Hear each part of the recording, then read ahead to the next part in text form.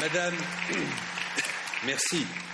Madame la Présidente, chère Madame Radjavi, Monsieur le Premier ministre, Messieurs les gouverneurs, Mesdames et Messieurs les ambassadeurs, Messieurs les députés, Mesdames et Messieurs les maires de France,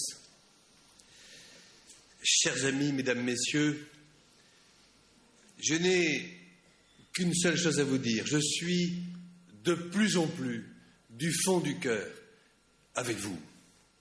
Vous êtes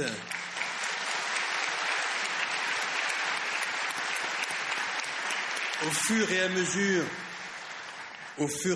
des réunions, vous êtes de plus en plus nombreux. Au fur et à mesure des réunions, vous êtes de plus en plus nombreux parce qu'un idéal de démocratie et un idéal de liberté vous anime. Vous êtes de plus en plus nombreux parce que vous voulez protéger cette flamme de résistance qui réchauffe les cœurs de nos amis d'Ashraf. Et c'est justement d'Ashraf et de ses résidents dont je voudrais vous parler cet après-midi. Ces hommes et ces femmes au destin étrange que l'on peut croiser rarement dans la vie, si ce n'est dans les pages d'histoire. Chacun d'entre eux a traversé 1000 épreuves. Chacun d'entre eux a traversé la torture, l'assassinat d'un époux ou d'une épouse par un régime sanglant. Certains ont eu la douleur de voir impuissant la mort subite d'un père ou d'une mère qui ne pouvait supporter la terrible nouvelle de l'exécution de son fils ou de sa fille. Certains ont vu hélas leur famille entière décimée dans le grand massacre de 1988 dans les prisons. Ils ont pourtant survécu. Ils ont refusé le désespoir. Ils ont traversé les frontières. Ils ont atteint Ashraf, ce foyer d'espérance, et ils ont continué à résister courageusement. En 2003, ils sont pris dans le tourbillon d'une guerre qu'ils n'ont ni voulu ni provoquée. Et bien qu'ils observent la neutralité, ils en subissent aujourd'hui les conséquences. Depuis presque 9 ans, ils supportent un enfermement imposé. D'abord par les forces de la coalition qui leur avaient promis la protection.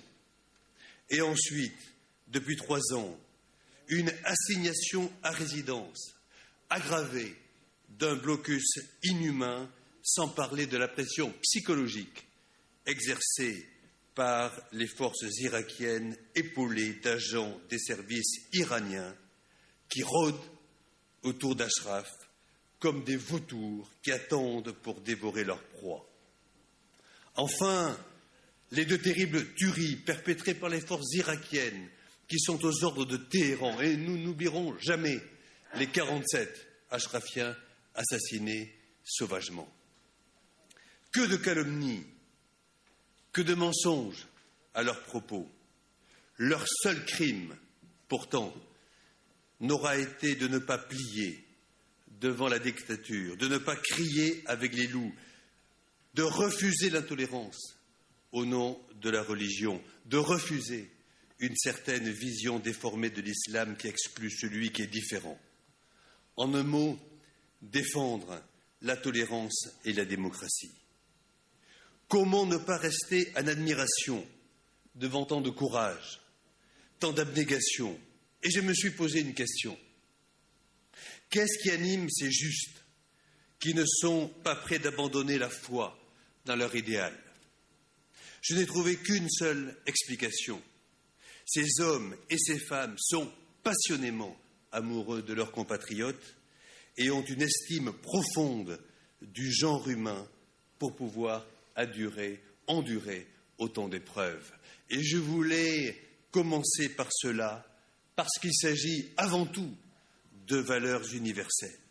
Et maintenant que l'on n'a pas pu les briser, on voudrait les forcer.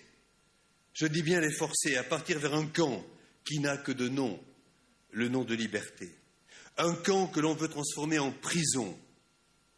Quand on leur dit qu'ils devront abandonner volontairement leur demeure sous peine de massacre, cela ne signifie rien d'autre que un déplacement forcé. Alors, comme secrétaire général adjoint des Nations Unies, j'ai entendu dire que la MANUI annonçait que ce camp Liberty serait prêt à accueillir les habitants. Et pourtant, après avoir téléphoné au directeur général du Haut Comité pour les réfugiés, M. Gutiérrez, et je tiens ici à souligner le courage de M. Gutiérrez et du HCR, non, le HCR ne s'est pas prononcé sur les normes des droits de l'homme. Il ne s'est prononcé que sur quelques petits détails techniques, mais il ne s'est pas prononcé sur l'essentiel, c'est-à-dire le respect des droits de l'homme.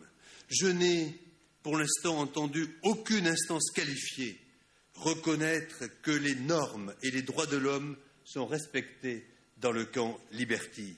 Le Haut Comité pour les réfugiés a également insisté sur la nécessité de la libre circulation, qui n'existe pas aujourd'hui au camp Liberty. Or, sans cette liberté fondamentale, le camp Liberty n'est en effet rien d'autre qu'une prison. On ne peut que s'indigner quand on voit que, 1, les opposants iraniens seront interdits de sortir une fois entrés, comme pris au piège. 2, que les avocats et des habitants seront interdits d'accès au camp. C'est contre toute convention internationale. 3, que l'accès libre aux services médicaux devra dépendre de l'accord du gouvernement irakien. Et 4, qu'il n'existe aucune structure pour les blessés et les patients gravement malades, sachant qu'ils sont si nombreux à être là à la suite de sévices infligés. Je suis allé dans pas mal d'endroits où on faisait la guerre comme médecin. Mais partout, il y a une règle, c'est de laisser rentrer les médecins là où ils doivent rentrer, là où il y a des malades. Et je voudrais ici profiter de cette tribune pour condamner le plus fermement possible cette inhumanité qui consiste à empêcher des malades d'avoir des médecins.